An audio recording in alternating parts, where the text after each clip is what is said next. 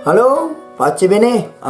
Di hari Minggu pekan ke-20 ini saya ingin berbagi renungan Injil kepada para saudara-saudari sekalian. Injil hari ini diambil dari Matius 16 ayat 13 sampai 20 yang berbicara mengenai pengakuan Petrus kedirian Yesus. Sebagai keluarga muda, Tono dan Susanti hidup penuh kebahagiaan. Mereka menikmati awal-awal pernikahan mereka. Namun, ada saat-saat tertentu Tono kesal kepada Susanti. Misalnya penampilan Susanti yang sederhana, walaupun sebenarnya dia memiliki wajah yang cantik, yang ayu. Dan suatu hari Tono kecelakaan lalu lintas. Dia buta. Keluarga besar pontang-panting mencari orang yang mau mendonorkan mata kepadanya. Dan akhirnya mereka menemukannya. Ketika sembuh, Tono pulang ke rumah.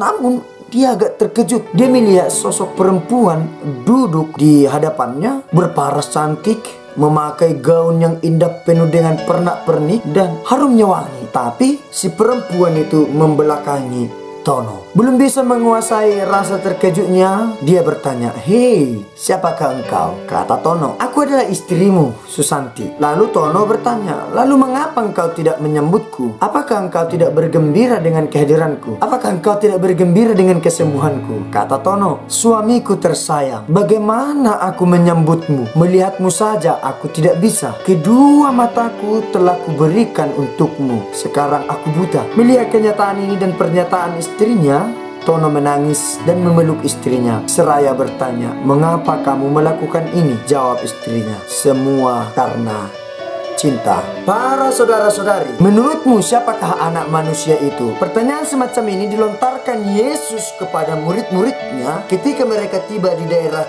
Kaisarea Filipi. Jawaban yang dilontarkan para murid beragam. Ada yang menjawab Elia, ada yang menjawab Yohanes Pembaptis, ada pula yang mengatakan bahwa Yesus adalah Yeremia atau salah satu dari para nabi. Sedangkan di sisi lain, Petrus memberikan jawaban yang berbeda. Ia mengatakan bahwa Yesus adalah Mesias, anak Allah yang hidup. Tentulah jawaban semacam ini lahir dari pengalaman mereka selama hidup bersama Yesus. Ungkapan-ungkapan mereka ini muncul dari penghayatan mereka terhadap kedirian Yesus. Selama hidup bersama Yesus, di sanalah mereka melihat siapakah Yesus itu. Untuk kita, pertanyaan semacam ini juga dilontarkan Yesus kepada kita melalui Injil hari ini. "Hai kamu ibu, menurutmu siapakah aku ini?" Hei engkau bapak yang sedang menikmati secangkir kopi dan menghisap sebatang rokok sembari memikir lika-liku kehidupan ini,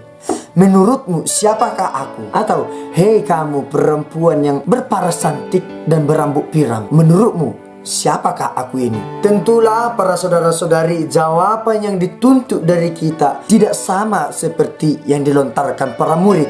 Jawaban yang akan kita berikan kepada Yesus adalah merupakan jawaban yang muncul dari pengalaman hidup kita, pengalaman penghayatan kita kepada Yesus. Ya, kita harus terbuka. Kita harus jujur mengatakan siapa Yesus bagiku. Bisa saja bagiku itu Yesus adalah sosok yang jahat. Sudah 10 tahun umur pernikahan kami, sudah berobat ke sana kemari, sudah melakukan banyak upaya, tapi kami belum memperoleh si buah hati, padahal kami sudah sangat merindukannya. Bagiku, Yesus adalah sosok yang mengecewakan.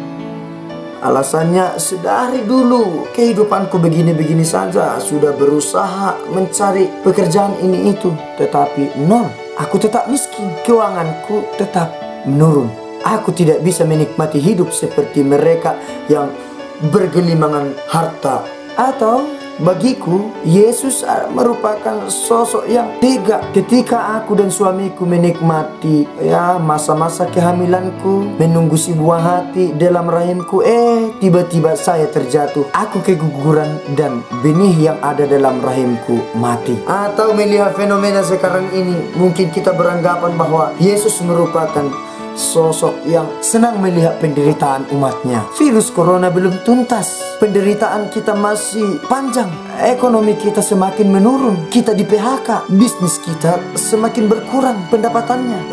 Tiba-tiba Gunung Sinabung mengeluarkan erupsi. Aduh, penderitaan kita belum selesai. Di sini kita melihat Yesus sebagai sosok yang menertawakan penderitaan umatnya. Tapi juga bisa di sisi lain, ada saja kita beranggapan mungkin bagiku Yesus adalah sosok yang baik, sosok yang sungguh-sungguh memperhatikan hidup kami. Aku diberikan istri yang cantik, anak yang lucu, yang tampan, yang pintar. Ya, keuangan keluarga kami tidak buruk, dan yang jelas hidup kami bahagia. Para saudara-saudari, kita harus terbuka dan jujur dari hati paling dalam menjawab siapakah Yesus bagimu. Tidak perlu berpura-pura mengatakan Yesus sungguh baik, Yesus sungguh adil, padahal kehidupan kita merasa tertekan, kita merasa ditindas. Terbuka saja, ungkapkan itu kepada Allah, ungkapkan itu kepada Yesus. Yesus, bagiku Engkau adalah ini dan ini. Kita jujur, terbuka, dan berangkat dari pengalaman hidup kita mengenai diri